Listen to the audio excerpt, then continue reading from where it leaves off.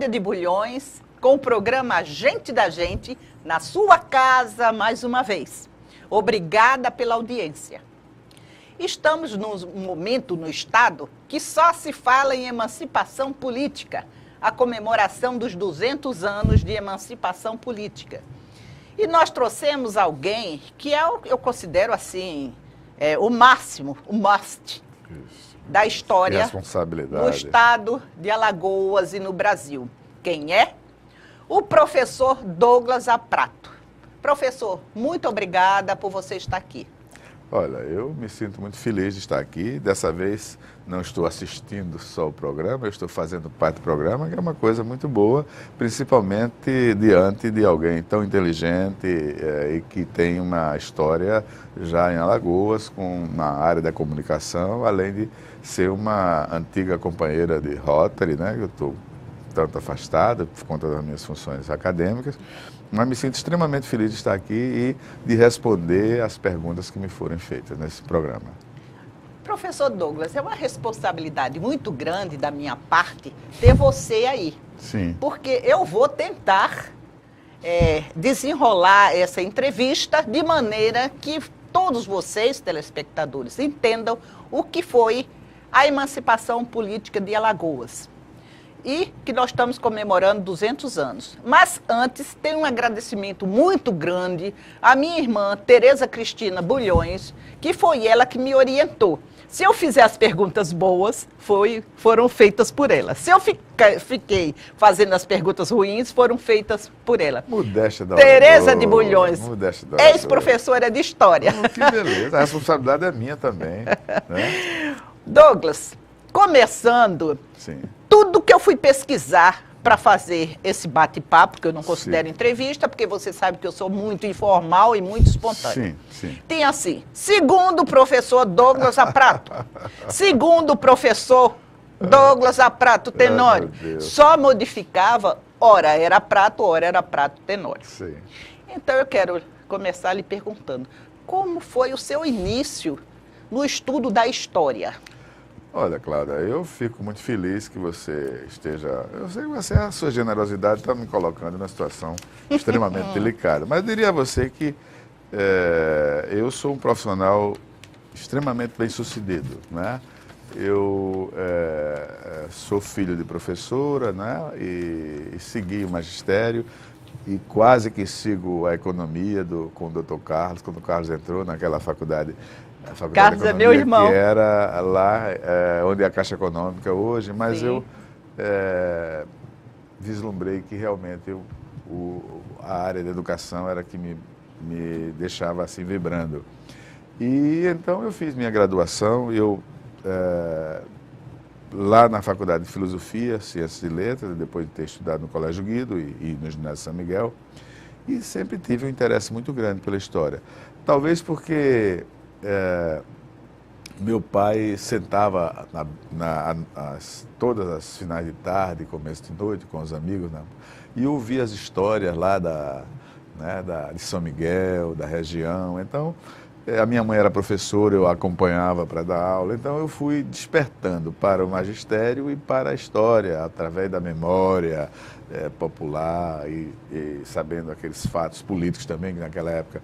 em que eu me dei assim conta de que era gente, né? Começando a deixar de ser menino e começando a saindo um pouco do casulo, nós passar por uma fase política muito turbulenta, aquela fase do Muniz Falcão. E então eu comecei a me apaixonar, a ler H.G. Wells, ir lá na biblioteca da Câmara de Vereadores da Prefeitura, e passei a me apaixonar pela história, de forma que eu deixei de lado a economia, disse, não, isso aqui é do Dr. Carlos, número, estatística, matemática, é Dr. Carlos, né? Embora tenha história econômica, eu gosto muito, Sim. Mas é realmente uma área que a área de história me atraiu. Então, eu passei a investir tudo. Fui extremamente desaconselhado a não seguir a carreira do magistério, pelos meus próprios professores. Você é louco? Não, eu quero ser professor. Eu ainda mais de história, não é? Eu adoro história. E o meu coração sempre me levou para os portos melhores. De forma que eu fiz o curso de História, fiz o curso de Ciência concomitantemente, né? Tive bons professores, professor o Padre Teófilo foi meu professor de pedagogia, né? Tive a professora Biram Marroquim, a professora que me deu assim um horizonte muito grande, né? O Monsenhor Luiz Barbosa, né? Eu tive professores muito bons e cada vez mais eu fui investindo. Eu segui isso, olha, eu não quero ser apenas um professor de história, eu quero ser um bom professor de história.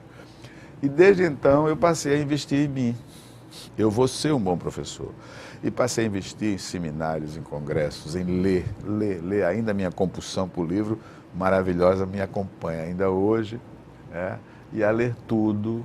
E eu diria que isso me deu realmente um upgrade, uma condição de estar sempre atualizado. Ainda hoje, né, nessa idade, depois de ter me aposentado da universidade, de estar no SESMAC como dirigente, eu continuo, na próxima semana estou no Você Rio, atualmente é o vice-reitor do SESMAC. Do SESMAC. É uma praticamente, desculpa lhe perguntar, mas praticamente quem administra tudo é o vice-reitor, né? Não, eu deixo meus entrevistados numa calça curta. Eu dou uma ajuda, Cláudia, eu dou uma ajuda muito grande. Mas, por exemplo, eu tenho uma palestra amanhã na ADUFAL sobre História e Economia de Alagoas, para os professores da Universidade Federal. Eu estou indo a São Miguel para uma palestra também sobre História. Eu vou na próxima semana, daqui a 15 dias, estou no Rio de Janeiro, no Instituto Histórico e Geográfico Brasileiro, fazendo uma palestra sobre as vilas operárias. Então, eu, assim, procuro sempre estar atualizado, porque eu estou convencido de que a idade a gente faz. Claro que a parte física, às vezes, Claudia, com pouco você tem que ter um tanto cuidado em determinadas coisas, não fazer mais coisas que você fazia muito antes, mas o essencial, estar com a cabeça ocupada, ler muito e preparar-se. Desculpe ser tão indiscreta, mas você é um homem que está amando. Então, o homem que está amando, sim, ele tem uma vida, Cláudia, eu estou sendo indiscreta. Você é muito indiscreta, né? Cláudia, um abraço, Cláudia Medeiros. Olha, eu fui casado eu deixo meus entrevistados. 20 anos, depois fui casado 35 anos com a Ivone, foi uma pessoa que marcou muito a minha vida. E agora eu estou numa terceira fase da minha vida, de amor também, estou, né? Palmas. É claro. Vamos. Estou está com esse semblante maravilhoso. É claro que a gente tem que se renovar. Então, com relação à história, né, eu estou com um trabalho, fiz 2 livros já. Tem esse livro da Emancipação de Alagoas, que eu acabei de lançar. Esse aqui, deixa eu ver esse aqui. Esse é lindo, esse livro. Imago, Controversa a Emancipação de Alagoas. Por que controversa? É porque existe alguns mal intencionados e mal informados que dizem que a emancipação de Alagoas foi uma traição a Pernambuco. Os pernambucanos ficaram muito tristes. Esse não é meu, né? Não, mas eu vou lhe dar o mais recente, que é a fauna alagoana. Sim, vamos mostrar. A flora alagoana. Peraí, calma, Douglas, vamos mostrar para o nosso tele. Ele ficou nervoso quando eu falei na Cláudia. Aqui, Douglas. Esse é para colorir. Você sabe que existe um pássaro, um animal, que é o símbolo de Alagoas, que é o mutum, né? Que é uma espécie de jacu, né? Da família do jacu, jacutinga, o planado jacutinga, que era o farol. Então eu tenho os animais de Alagoas. Se você abrir aí né? Colorir. Você vai colorir, né? Colorir tem joguinhos, a Cláudia participou disso. Eu estou vendo aqui. Já começou a trabalhar comigo, né? Já começou aí. Então, a gente conhecer... Agora esse aqui. Para todos. Esse aqui é sobre a flora. Você tem também uma árvore que é a árvore símbolo, que é a craibeira, que é lindíssima, né? Então você tem as árvores de Alagoas. Então isso é para o garoto, o jovem, o adulto, né? Todas as pessoas aprenderem. E esse aqui é sobre o patrimônio de Alagoas. E não poderia deixar de fazer uma homenagem ao meu SESMAC com um prédio que é a área de saúde lá do... Maravilha. Então, são 3 livros Você sabe que essa questão de você pintar são livros que têm a maior repercussão, a terapia excepcional, muito né? boa, exato. E aí você aproveita e conhece a fauna da Pindorama alagoana, a flora, que você tem muitas coisas exóticas, como por exemplo o coqueiro, que é a árvore da bandeira de Maceió. Sim. O coqueiro não é nativo, ele veio. Né? Você tem na bandeira de Alagoas a cana-do-açúcar, não é? Você tem, então, também não é nativo, ela veio, né, de fora. Então tem as árvores da Pindorama, as aves e os animais da Pindorama, que a gente tem que conhecer. Muitas coisas que estão desaparecendo, como, não é? Você já deve ter... por exemplo, mangaba você já não encontra com certa facilidade. Exato, não é? Exato. Araçá você já não encontra com facilidade. Urucum você já não encontra com facilidade. Né? Umbu, maravilhoso, extraordinário umbu. Suco de umbu. Suco de umbu.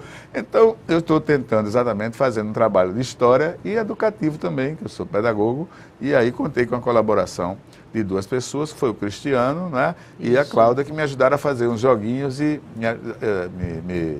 com parceria, né? Como eu tenho parceria com a Carmen Lúcia Dantas em vários trabalhos, estou agora no trabalho da Gazeta, né? Sobre a história de Alagoas, 200 anos.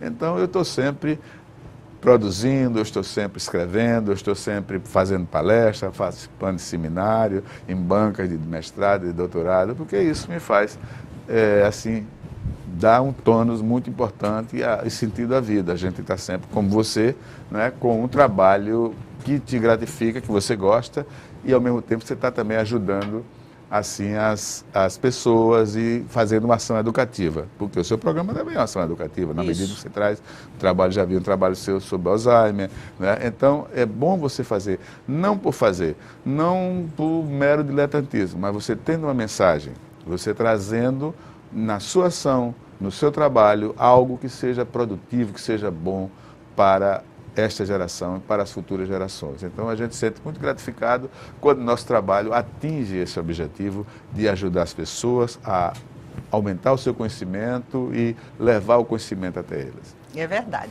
E aproveitando, eu quero logo lhe oferecer, Sim. Nós editamos a revista cultural que interessante. Gente da Gente. Essa figura notável que é a dona Elisete Lira, eu acho essa mulher uma coisa fantástica, né? Ela e Claudemiro. Claudemiro Avelino. Sei, Claudemiro Avelino. Claudemiro também, que é uma figura notável, muito, né, pelo trabalho que ele faz. E eles fizeram a capa da revista número 2. E nós já estamos indo para número 3. Eu quero saber onde é que eu adquiro, porque eu gostei muito. E ela... no Instituto Histórico e Geográfico de Alagoas, né? Os dois. O Claudemiro, que faz um trabalho de preservação histórica fantástico. Este menino, vou dizer menino que ele é bem mais jovem do que eu, né? Que é juiz, um grande juiz, uma personalidade jurídica, mas ele faz um trabalho de preservação da memória admirável. E esse livro é um dos livros que eu escrevi, o Mal de Alzheimer, o que é e como prevenir. Eu acho que nós nunca vamos ter, porque a gente está sempre exercitando a mente. Em movimento. E eu vou ler com maior atenção. E lhe agradeço imensamente esse material que você está me dando, tanto a revista como o livro. Tá?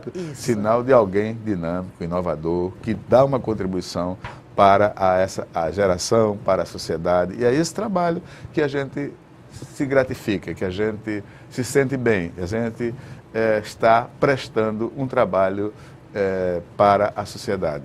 E eu quero dizer também que esse trabalho que nós fazemos aqui com tanta simplicidade na TV Assembleia já foi várias vezes premiado como um programa incentivador da cultura. Isso é muito importante. Sim, Aí eu fico cheia de importância. Mas não é bom, mas eu digo, é uma vaidade boa essa da gente, né? Porque tem aquela vaidade negativa, narcisística, de você, né, de querer ser o melhor. E não, a vaidade da gente fazer algo bom para todos, para a sociedade, né? Isso aqui é uma coisa dessa, né? Então, quando a gente faz um trabalho bem feito e que ele tem uma repercussão social, cultural, né? uma contribuição, aí a gente fica bem, né? Eu acho que é o tipo da coisa que nos deixa muito bem. Isso. Agora, nós vamos, no próximo bloco, continuar o nosso papo sobre emancipação política, os 200 anos. Até já. Sim, vamos lá.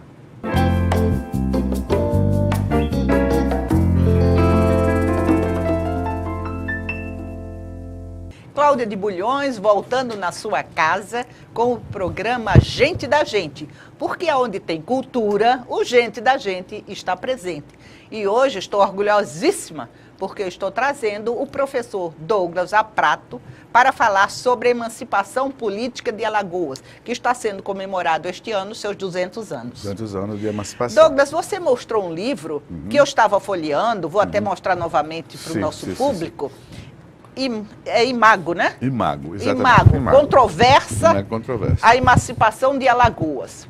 Exatamente. Aí isso aqui, quando fala controversa, é alguma coisa... Não, né? é porque existe umas opiniões muito pequenas, umas opiniões, às vezes, inadvertidas e sem consistência, né, que dizem, não, a emancipação de Alagoas foi um prêmio à traição a Pernambuco. Não é verdade, isso não existe nada disso. Alagoas, o processo de emancipação de Alagoas já vinha correndo há muito tempo, né? Alagoas foi alçada à condição de comarca. Já tinha várias autoridades, né, de uma capitania aqui funcionando, juízes e comandantes militares, etc. E isso estava por vir, né? Como o Craveiro Costa disse, né, foi um fato infungível que estava para acontecer. Então, houve a Revolução Pernambucana, né, de 1817, que é um fato muito importante da história do Brasil, e os revolucionários pernambucanos foram derrotados. Eles tentaram aliciar adeptos em Sergipe, em Alagoas, na Bahia, em Paraíba, Rio Grande do Norte, Ceará, etc. E conseguiram teve pouca receptividade. Estiveram em Alagoas, o comandante de armas de Alagoas, que já era um posto importante, que não era alagoano, aliás, disse a eles que estava com eles, mas bastou o Conde dos Arcos e o reinado que estava instalado no Brasil, porque o Brasil estava com a corte portuguesa aqui, reagir, ele deu no pé. Então, o ouvidor Batalha, que foi o grande artífice da nossa emancipação, desde o início não aceito essa adesão à Revolução de 17, nós vamos conseguir a nossa emancipação e eu sou leal à bandeira do Reino Brasil-Portugal. Eu não quero a república, eu quero a monarquia. É uma posição corajosa e clara e honesta e coerente. E então, os revolucionários perderam e Alagoas conseguiu a sua emancipação nesse contexto. Mas Alagoas tinha renda, por exemplo, superior à capitania da Paraíba, à capitania de Sergipe, à capitania do Espírito Santo, e ela estava prestes a receber a sua ascensão à condição de unidade autônoma, de forma que não é verdade. Porque Alagoas fazia parte de uma das capitanias hereditárias, que era uma das mais importantes, que era da capitania de São Vicente, sul, né? Não, Alagoas era a parte sul da capitania de Pernambuco, que junto com São Vicente, Pernambuco e São Vicente, Pernambuco tinha uma projeção muito grande, era muito forte, que era chamado Leão do Norte, e lá fervilhavam as ideias iluministas, as ideias de novas posições, inclusive a República. Então, Alagoas fazia parte, era a parte sul. Mas sempre Alagoas teve uma configuração e uma cultura muito própria. Ainda hoje, se você perceber, o falar de um pernambucano e o falar de um alagoano é diferente. São falas diferentes. Existe, não é verdade? Não é verdade? Então você vê que existe um sotaque extremamente diferente. Nós temos a nossa personalidade. A nossa personalidade. Sempre Alagoas teve uma personalidade própria. Alagoas essa parte sul, ficou mais isolada da capitania de Pernambuco. Ficou muito ligada aos engenhos, muito agrária, muito, né, senhorial, enquanto que Pernambuco já teve uma posição mais mercantil, né, com os holandeses, Recife, né, uma atividade mais diferente da sua parte sul, que tinha contornos próprios. Eram os mais verdes partes do Brasil, como diziam os holandeses, eram os mais importantes partes do Brasil, como diziam alguns cronistas portugueses. Então, Alagoas tinha uma configuração diferente, diferenciada, não só no falar, eles diziam lá as Alagoas, o Pernambuco dizia lá as Alagoas. Então, sempre foi um lugar, né? Alagoas distinto, né? Embora ligado, capitania, mas distante, não existia internet, não existia televisão, verdade. Não existia telégrafo, não existia rádio. E Alagoas sempre teve isso aqui, sobrevivia. Né? E então ela pleiteava já no século anterior, né? Isso foi no século XIX, no século XVIII já havia um pleito que estava fadado que com ou sem iria acontecer a emancipação. Aconteceu no contexto da Revolução Pernambucana, mas Alagoas era a renda da comarca de Alagoas, da parte de Alagoas, era superior a capitanias independentes, não era superior a de Pernambuco. Então, eu contesto, e esse livro foi exatamente para isso, que eu acho uma falácia, acho uma idiotice sem conta, desculpe o termo forte, mas né? E eu não admito que um alagoano tenha uma posição dessa. Que o Pereira da Costa, né, que é um grande historiador, gosta muito dele, pernambucano, e alguns pernambucanos têm esse lado, digamos assim, muito nativista com relação ao seu estado, você pode admitir, embora não concorde, mas que um alagoano o faça, eu acho extremamente Douglas, sem condição. Então, quando a gente diz emancipação, sim, foi assim, uma divisão forçada. Sim, não, Nós brigamos para isso? Na medida em que a gente não apoiou a Revolução Pernambucana, a gente tomou uma posição através do ouvidor Batalha para que a gente tivesse contra a Revolução Pernambucana. Isso. Embora, então isso é importante, um contingente expressivo de alagoano, no caso, por exemplo, o pai do Visconde Sinimbu, né, o Manuel Vieira Dantas, e muitos outros líderes republicanos, que existiam republicanos, apoiassem fervorosamente. Mas não teve guerra? Teve, Ana Lins, né, o Engenho teve guerra dos que apoiavam e dos que eram dos pró e dos contra. Então, por exemplo, o Engenho Sinimbu, onde Ana Lins ficou e ela se entrincheirou, e a mulher alagoana sempre deu mostra de valentia, de coragem, ela resistiu, andava a cavalo com os escravos, com o pessoal dela, com os agregados, com os servidores, apoiando a Revolução. O marido foi preso, foi colocado a ferro, Manuel Vieira Dantas. Então, existiu na parte de Alagoas um contingente que apoiava e um outro que era contrário, como em toda grande insurreição, como em todo grande movimento. Mas a posição do ouvidor Batalha foi uma posição muito clara, muito coerente. Ele não disse que apoiava, desde o primeiro, sou contra, e estou contra o comandante das armas, que nem era alagoano, e vou lutar. E começou a regimentar pessoas para defender a coroa, que naquele momento o Brasil era associada a Portugal, né? Era o reino de Brasil e Portugal, porque Dom João VI estava aqui no território Douglas, brasileiro. Aí quando houve essa emancipação, houve algum pagamento nosso? Não. Ou para Pernambuco? Não, absolutamente não. Não pagamos absolutamente nada. Nós somos alçados, da mesma forma que a gente foi alçado à condição de comarca de Alagoas, né, já no século XVIII, e no século XIX nós obtivemos a independência, a emancipação, que é o rito de maioridade. O que é a emancipação? Né? Quando a pessoa se emancipa, você tem seus pais. Quando você completa 18 anos, você se emancipa, você tem a maioridade. Então, o sentido da emancipação é uma independência. Define a passagem à maioridade. Então, quando você já tem bastante condição de viver por si próprio. Né? Então, se aplica a nações, a grupos, a comunidades. Esse conceito de independência caracteriza uma condição de soberania política, econômica, social e cultural, em que Alagoas já o detinha. Então, essa é a questão. Então, eu diria que é um rito de passagem para a maioridade, como o rito de passagem que você tem aos 18 anos, você não faz a festa dos 18 anos das pessoas. Então Então eu entendo isso como um momento importante, consolidação. Nós tivemos digamos, momentos fundadores da comunidade alagoana. Você tem uma linguagem própria, uma linguagem que tem algumas diferenciações de Pernambuco, uma cultura também, né, com certa... somos muito iguais, mas temos a diferença, como irmãos que são iguais, mas têm diferença. Você e seu irmão Carlos, sua irmã, a professora, vocês são, né, unidos, né, vocês são iguais. Mas é como os dedos das mãos. Como os dedos das mãos. Então, nós temos essa questão a emancipação de Alagoas é um momento importante e a gente, em todo lugar do mundo, toda a emancipação, toda a independência, ela se ritualiza em festejos. Então, nós estamos festejando os 200 anos, como foi festejado os 100, né, há 100 anos atrás, quando o governador era aquele lá, o Batista Cioli, 17, que é uma forma de você, como você faz, né?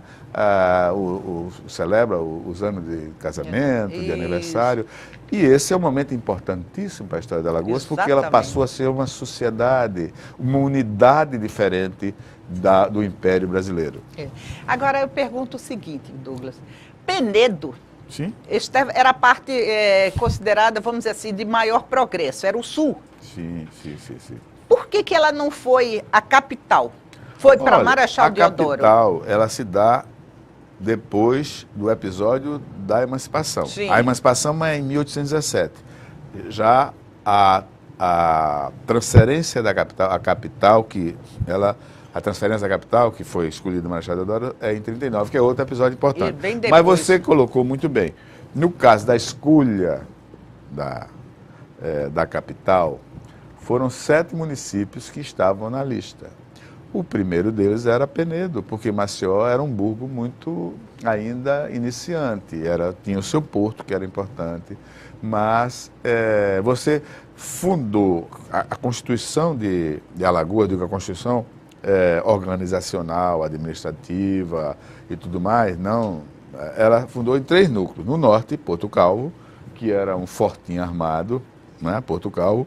No sul, Penedo, que tinha uma projeção efetivamente muito mais expressiva, por conta do Porto de Penedo, o Porto de Porto Calvo, não são os rios que eles têm, mas não tem, embora o Porto de Barra Grande, que fica ao norte, lá em Maragogi, é outra coisa. Mas o Porto de Porto Calvo, não há comparação. O Porto de Penedo, sim, esse era um porto expressivo, de grande movimentação, era a entrada para o sertão de Alagoas, era a entrada para a Bahia, era a entrada para Pernambuco, né? Era a entrada para Sergipe. O Rio São Francisco sempre foi uma grande estrada que existiu. Foi a grande estrada natural, né, de penetração.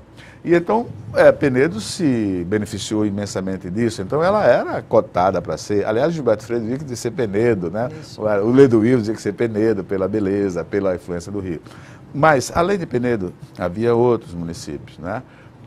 Havia Maceió, mas Maceió com menos ressonância. E Alagoas do Sul, que na época não era Marechal Deodoro. Marechal Deodoro só, né, quando mais tarde, muito mais tarde, né? Por quê? Porque Alagoas do Sul, ela ficava no meio, e a região das Lagoas tinha um porto também significativo, que era um porto francês, que não é lá em Alagoas do Sul, Marechal Deodoro, mas é próximo, né? Então, a região das Lagoas, o entorno das Lagoas, era um entorno onde você trazia todos os produtos que existiam nos municípios, onde os rios do açúcar, os rios do algodão, mas principalmente os rios chamados do açúcar, como Manuel Corrêa falava, eles levavam essa capilaridade, nessa estrada para as lagoas, e das lagoas vinha a sair através do Porto Francês. Depois, o Porto de Maceió passa a ser visto como uma solução melhor, porque era um porto natural, desde a época dos franceses, que negociavam para o Brasil, lá em Jaraguá. E a colônia inglesa e os comerciantes passaram a exigir, passaram a pressionar para que fosse Maceió. Aliás, o primeiro governador eleito, quer dizer, o primeiro governador indicado, Sebastião de Melo Povas, que era um fidalgo português, quando ele veio para Alagoas do Sul, Marechal Deodoro hoje, ele parou em Maceió e ficou extasiado com a beleza, mas também pela posição estratégica do porto e da capital. Tanto que ele ficou muito tempo aqui, e o pessoal lá de Alagoas do Sul ficou revoltado, porque ele estava aqui, que estava querendo mexer e tal, e mandaram uma petição para Dom João VI, reclamando, etc. Ele passou pouco tempo lá em Alagoas do Sul, porque ele já tinha traçado, ele fez um traçado, o Maia Pedrosa, que é um grande, né, Isso. colocar, tem muito estudo sobre isso, o Coronel, que é uma figura queridíssima, está lançando um livro maravilhoso, a meu pedido, sobre a influência portuguesa, o legado, a herança portuguesa em Alagoas. Douglas, vamos ter que dar um intervalo, Sim. porque eu quero falar sobre essa vinda de Marechal Deodoro, que era Lagoa do Sul, Sim. para aqui, para Maceió, Ah, que foi não. antigamente era o Engenho Maceió. Engenho Maceió. Até Exatamente. daqui a pouco. Certo.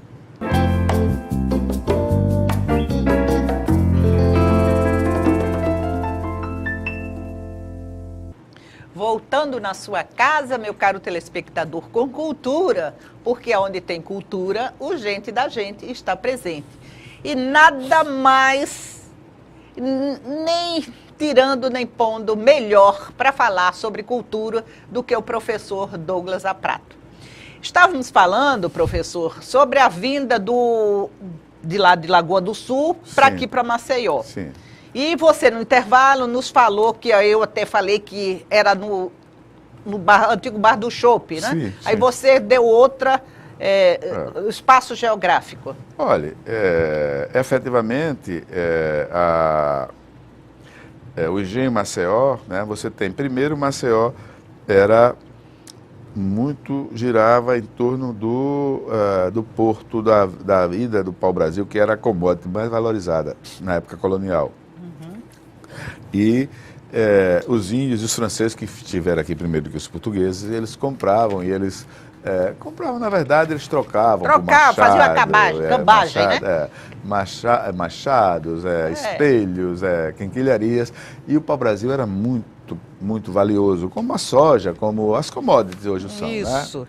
Né? Então é o seguinte, mas depois dessa presença lá em Jaraguá, ali em Pajuçara, Jaraguá, onde a casa do Manuel Duro era um entreposto depois, houve um sesmeiro. Sesmeiro era um fidalgo que a coroa portuguesa doava uma extensão de terra, uma sesmaria, que ela começava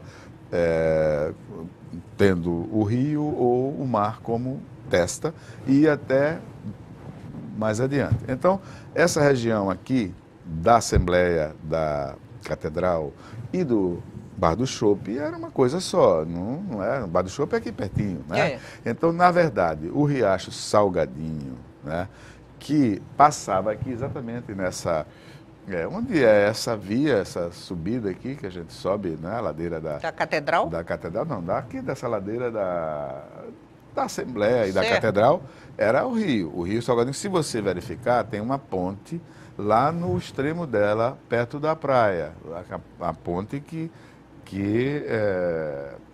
fazia a transposição do Rio Salgadinho, ali na Fênix. Certo. Perto da Fênix você tem, quer dizer, Tem, ali perto da Sinimbu, você da tem uma Sinimbu, ponte tem uma ainda, ponte foi ali. tapada, ela foi Mas permanece desativada, a mas estrutura permanece a de uma estrutura ponte. de uma ponte. Então, o riacho era por aqui.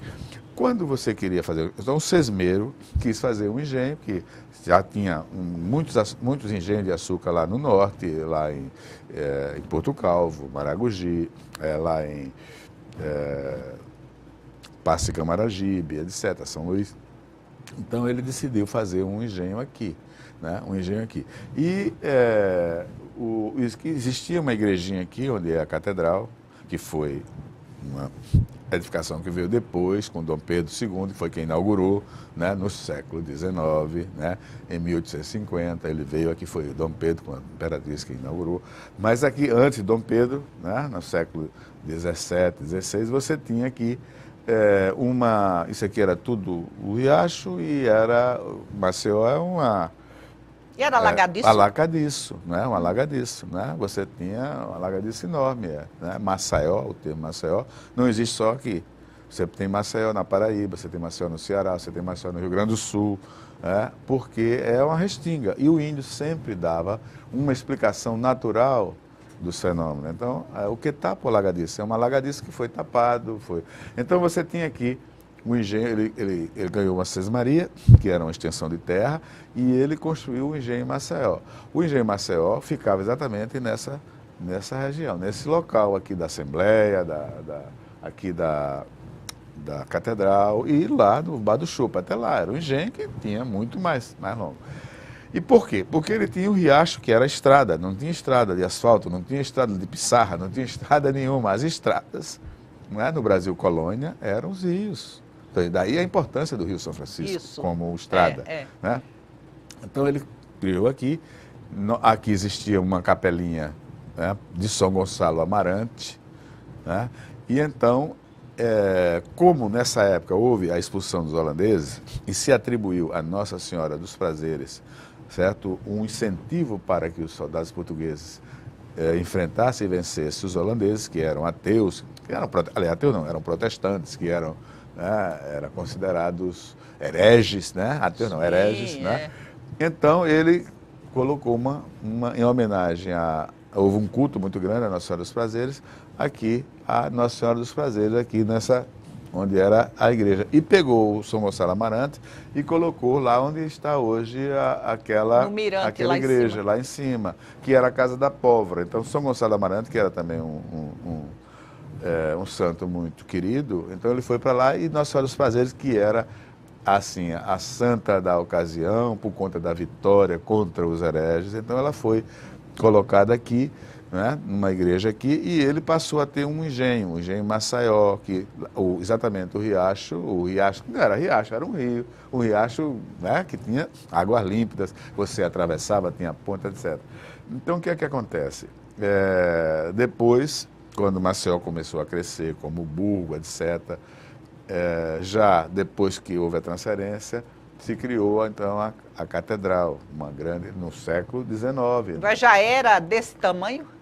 A Sim, criação? Era, já foi assim no alto? Veio um artista francês, né, Montagny, que fez colocou e então esse engenho não teve uma vida muito longa, depois desapareceu, mas esse entorno aqui do comércio passou a se desenvolver. Ele deu um desenvolvimento. Ele não, vamos dizer assim, que ele não cresceu. Foi pontapé inicial. Mas deu um desenvolvimento. Pontapé inicial, exatamente, sobre a colonização portuguesa aqui. Ele deu nessa sesmaria, né?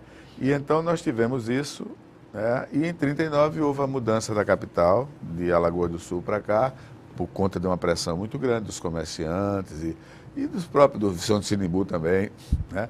Porque o porto de Maceió tinha um calado mais fundo e nessa época os navios, as embarcações passaram a ter um calado maior e havia a Revolução Industrial, a Revolução Comercial. Você trazia muitos produtos da Europa e levava os produtos daqui, o algodão, o açúcar, o couro, a pele, a carne, né? Ervas, né? Muito peixe seco. Então, esses navios passaram a ter um calado maior. E lá, o porto francês não oferecia, então, essa condição. E a lagoa também. Então, essas lagoas continuaram, as embarcações. Aliás, meu avô foi construtor naval. Ele era operário naval lá em Nápoles, né, lá em Salerno, e veio para cá, no século XIX. Veio fazer... No final, ele veio para a Barra de São Miguel e depois ele veio para Naquele tempo já chamava francês? Sim, porque ali era um porto dos franceses. Porque além de Jaraguá, de Coruripe, de Maragogi, de Barra Grande, os franceses tinham porto, tinham Coruripe, Porto Novo dos franceses, Porto Velho dos franceses, Porto dos franceses, porque a presença francesa foi muito influente aqui, antes de Cabral. Douglas foi mais influente antes de Cabral. Porque eu ia perguntar se antes mesmo de Cabral, mas mesmo depois de que... Cabral, eles continuaram, porque eles levavam aquilo que era mais precioso. Aqui, Alagoas tinha matas extraordinárias, tanto que foi criada uma ouvidoria pelo governo português especial, né, às matas do Tombo Real, o ouvidor geral das matas, que foi o Matos Moreira. Então, as matas de Alagoas, da capitania de Pernambuco, eram preciosas, madeira de lei. Ainda hoje, se vai a Portugal, você vê uma coisa que você não encontra mais em Alagoas, que é os cedros, né? Exatamente. Você vê o jacarandá, né? Que era aqui de Alagoas. Madeira de lei, né? Aquelas madeiras, aquelas igrejas bonitas, aqueles monumentos, tem muita madeira aqui de Alagoas. Quer dizer que os franceses tiveram mais influência do que os holandeses? Ou foram épocas diferentes? Olha, são épocas diferentes. Certo. Porque na época dos holandeses já não existiam franceses. Isso. Os franceses e os portugueses começaram a a reprimir, a mandar navios, a mandar soldados, a mandar, não é a reprimir. Não, olha, esse aqui é meu e vocês, aí os franceses, mas eu quero saber qual é o testamento de Adão, a cópia onde está dito que isso aqui. Mas o fato é que os portugueses, eles eram aguerridos, grandes navegadores, a gente tem que tirar os chapéus, né?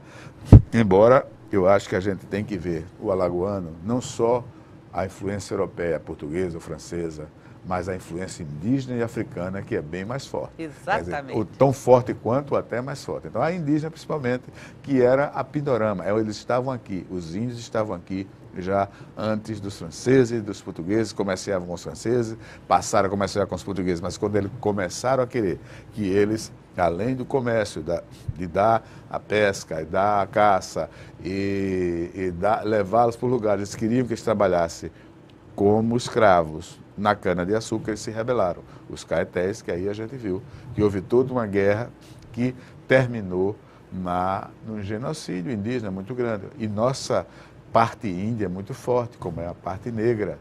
A parte negra é a parte índia, a gente não deve esquecer. Foi esse genocídio, Douglas, que teve assim, que quando o bispo, que teve Dom Pedro Fernando, foi depois que houve aquele problema com o disco e bispo nos baixos de Corujá, aí eles aproveitaram aquele... Isso é muito emblemático, é muito simbólico. Aí eles começaram o genocídio como vingança. Houve uma bula papal, houve uma reação da coroa portuguesa, uma indignação, porque o bispo naquela época não era representante de Deus aqui, mas até algumas, não sei se você já assistiu o filme do Werner, existe até algumas versões que na verdade aquilo teria sido uma farsa montada pelo governador, o segundo Dom Eduardo da Costa, porque o bispo estava indo para Portugal denunciar. Fazer queixa dele. Denunciar e certamente, na época da Inquisição, etc., que, bom, não está provado isso. Então, existe uma dúvida se o bispo foi fervido ou não. O fato é que o bispo naufragou aí, né, embora... por exemplo, o professor Moacir, não Santana. Douglas, dá licença, existe também uma teoria popular que diz que os índios não, porque eles comiam gente, né? Sim. Não comeram o bispo porque o bispo era tão ruim que era carne ruim. Eu não sei se isso é verdade. O bispo era muito severo, muito ruim. Há uma versão de que teria sido em Sergipe, no rio Vaza Barris, esse naufrágio. E é uma versão que teria sido uma farsa montada pelo Duarte da Costa, Dom Duarte da Costa, em função daquilo que ele ia sofrer quando chegasse a... Bom, o fato é que é como a questão do Monte Pascoal, né? Existe uma teoria muito forte até de que teria sido aqui em Alagoas, a Serra da Naceia, não seria o Monte Pascoal, seria a Serra da Naceia, não seria o rio lá de Porto Seguro, mas seria o rio Cururipe, né? Diz que esses estudos estão na Torre de Tombo, né? Isso existe, mas o fato é que, às vezes, quer dizer, você não tem provas concretas sobre isso, e até tem que saber que pela memória oral foi efetivamente lá em Porto Seguro, e pela memória oral foram os caetés que devoraram o bispo num banquete antropofágico e que teria sido naufrágio lá em Coruripe, no Baixio de Dom Rodrigo, e essa comilança, porque eles não comeram logo, né, cevaram o bispo e tal, porque ele não comia disso, teria sido na Barra de São Miguel. E eu me recordo, quando eu era criança, que havia toda uma história oral do lugar que seria ali no cemitério, que não nascia nada e tal, que teria sido lá na Barra de São Miguel, que os índios teriam trazido lá e já... Porque eles não comiam logo, né? Eles passavam tempo... Aí salgava a carne, né? Não, dando comidinha... Para engordar. Né? Engordava e tal, essa coisa tortura, toda. A pessoa ficar comendo para engordar para os índios. E sabia e tratava muito bem, dava às mulheres, dava às filhas, né? Mas para a pessoa se ter feliz. Mas como objetivo. Mas é um costume, né? A gente tem que saber que é um costume. Então a gente não tem certeza, na verdade, a memória... Não, a memória escrita e histórica aconteceu. Mas existe muitas... A história, às vezes, a lenda se torna realidade, ou por falta de prova, você tem que aceitar a versão. A memória oral, ela é muito importante, porque ela passa de geração em geração, e não existe memória oral sem aquilo ali, né? Que tenha algo concreto, né? Então, eu continuo acreditando que tenha sido Monte Pascoal e que o bispo tenha sido comido realmente na Barra de São Miguel, naufragando lá em Coruripe. Ter colocado ele no secado com sal, né, para poder comer como carne. Essa história, Douglas, de emancipação política do Estado de Alagoas, nós não podemos falar só de emancipação. A gente tem que ter todo um estudo histórico disso, para poder o telespectador entender até que ponto nós chegamos, né, para chegar na emancipação de Alagoas. Existe uma trajetória. Existe uma trajetória, da sociedade alagoana, do povo alagoano. Exatamente. Alagoas tem uma história belíssima, é um estado pequeno, Cláudia, que tem uma história muito rica, né? Você veja, a questão emblemática da morte de Dom Pedro Fernando Sardinha, a repercussão que teve a ponto de ter sido declarada uma guerra chamada justa contra os indígenas. E uma repressão com uma bula papal. Com uma bula papal, né? Com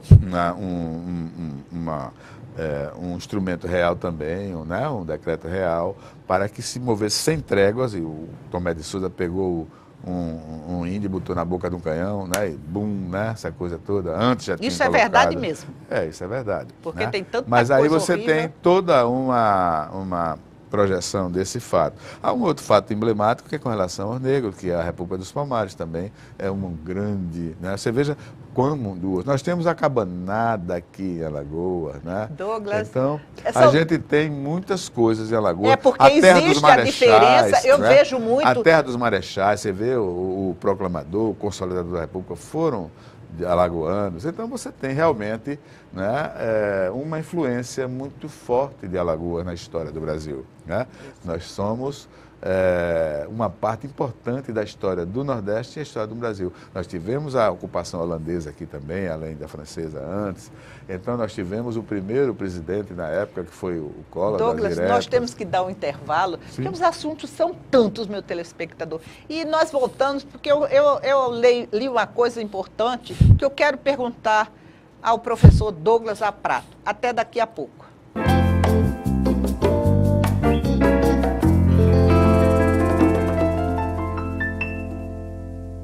Telespectador, vocês estão gostando desse passeio ou dessa viagem que nós estamos fazendo sobre a história de Alagoas até chegar à emancipação, até chegarmos aos 200 anos?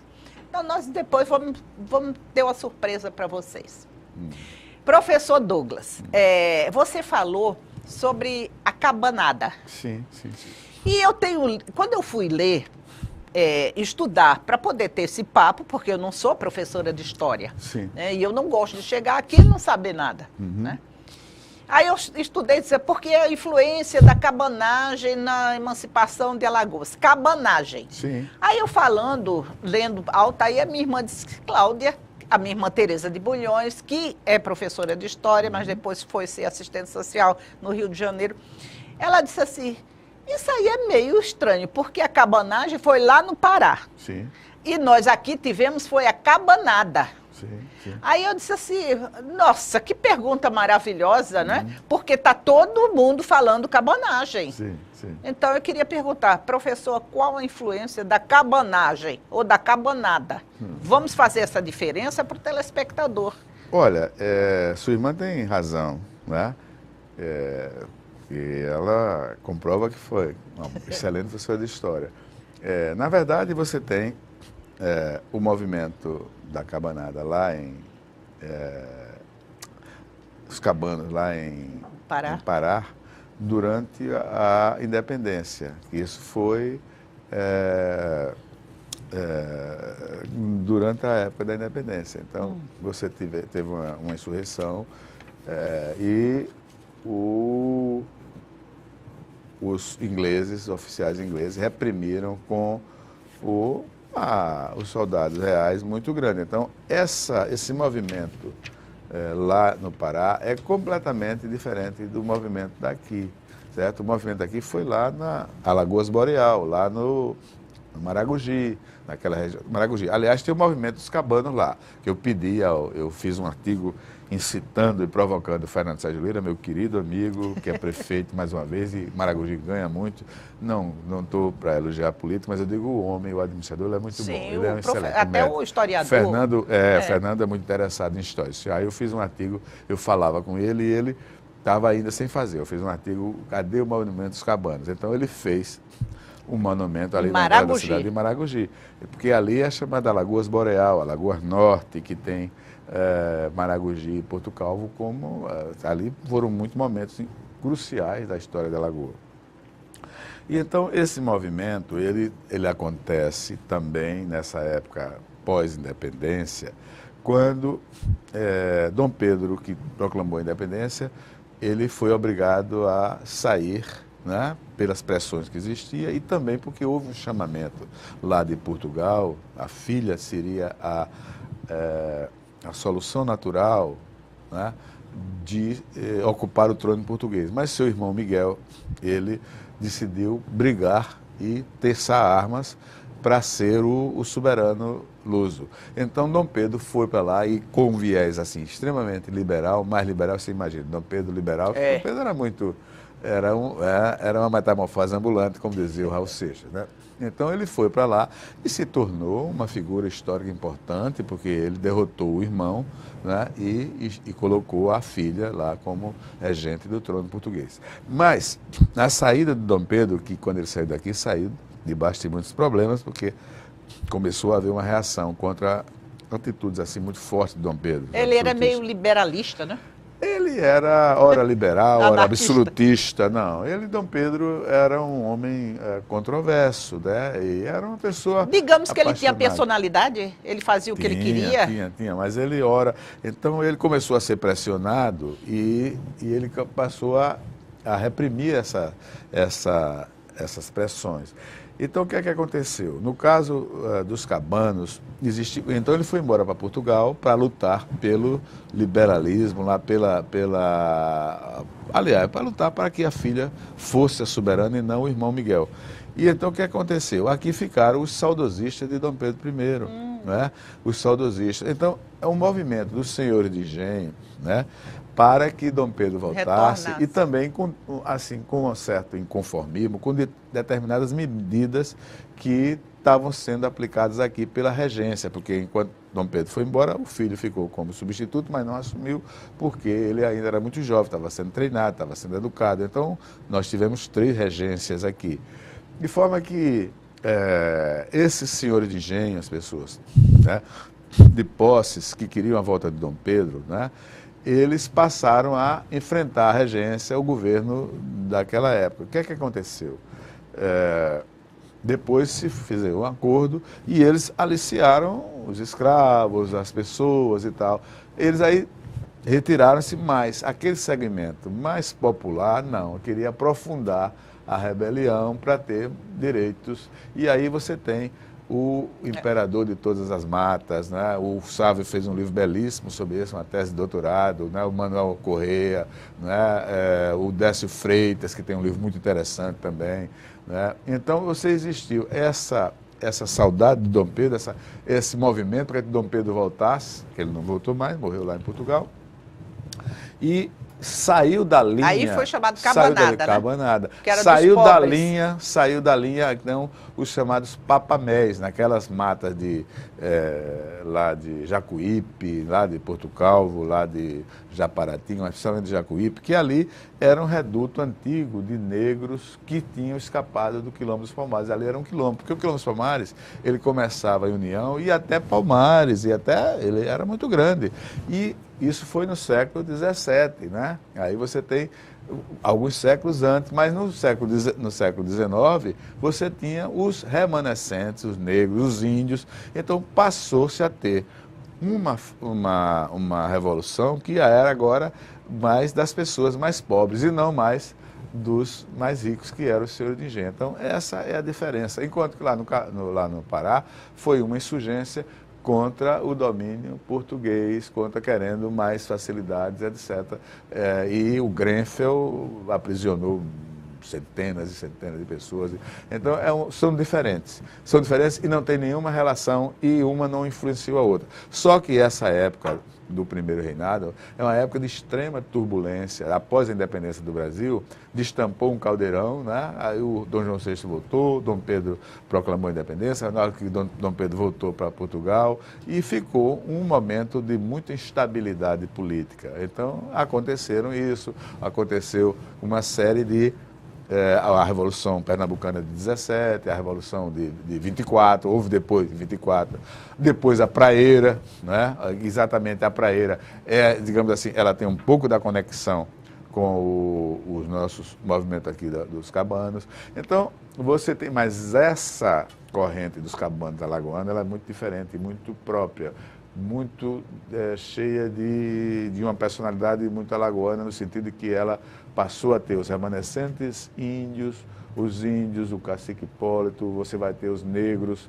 que ainda eram remanescentes palmarinos, então você tem toda uma outra concepção da Revolução, da insurreição, que não era aquela do Senhor de Engenho no começo. Era uma insurgência mais popular, daqueles que moravam nas cabanas, dos pobres. Não, que moravam mais, não, veja bem, eles moravam nas matas. Nas matas, Nas matas, os papamés. Por isso era chamado os papamés. Papamés é porque eles tiravam mel? Porque na mata tirava mel, entendeu? Coisa interessante. O professor Douglas, eu vou te contar, não é fácil lhe entrevistar não, viu? Não é fácil lhe entrevistar não, porque os assuntos se sucedem. Agora eu queria que você explicasse, assim, que o que é uma comarca? Sim. Depois, o que é uma... Não sei se dará tempo de explicar tudo, mas o que é uma comarca, professor? Sim. Olha, você tem a gradação. Eu sei que você quer saber o que é comarca, você quer saber o que é província, o que você quer saber o estado, não é verdade?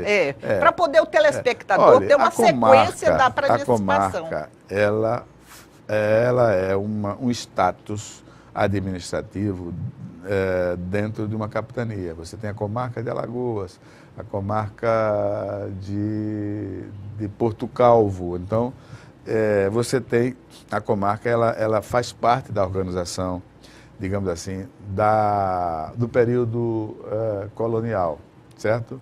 Do 1711. Colonial. Você tem comarca, você vai ter. Província é quando o império se instala, quando Dom Pedro proclama a independência em 1822, e ele divide, então, o Brasil em províncias, que são unidades provinciais, porque é um Estado unitário, não é um Estado federativo. Era como se fossem os estados, agora? Só que os estados têm Constituição própria, têm Assembleia Legislativa, têm Câmara de Vereadores, têm governo próprio, e a província ela é ligada à Corte do Rio de Janeiro. A província é uma unidade administrativa que vai ser substituída pelos estados, que passam a ser unidades federativas com um grau de autonomia maior do que as províncias, porque as províncias são ligadas diretamente ao imperador, a Dom Pedro I e a Dom Pedro II. Então, são províncias. Divisão as províncias geográfica, não têm assembleia, então. certo? As províncias, elas são ligadas a um governo centralizado, né, ao governo centralizado, que nomeava o presidente de província, tanto que não é governador, é o presidente da província. Né? Já na comarca que antecede, você tem um comandante de armas, você tem o ouvidor-geral, você tem o juiz, entendeu? Então, são concepções diferentes, em épocas diferentes e exatamente com atribuições diferentes, mas, no fundo, todas são iguais no sentido de ter um espaço geográfico de um estado indefinido ou em gestação. Professor Douglas, nosso tempo está mais do que estourado. Sim. Agora, a gente quer continuar isso na próxima entrevista. Eu estou lhe convidando para a gente poder terminar, porque a gente não falou nos estados federativos. Você e o Estado é da República, quando você faz a República. Não, mas aí a gente vai perguntar na próxima entrevista. Muito obrigada pela sua presença. Obrigado a você. E até o próximo programa. Obrigado.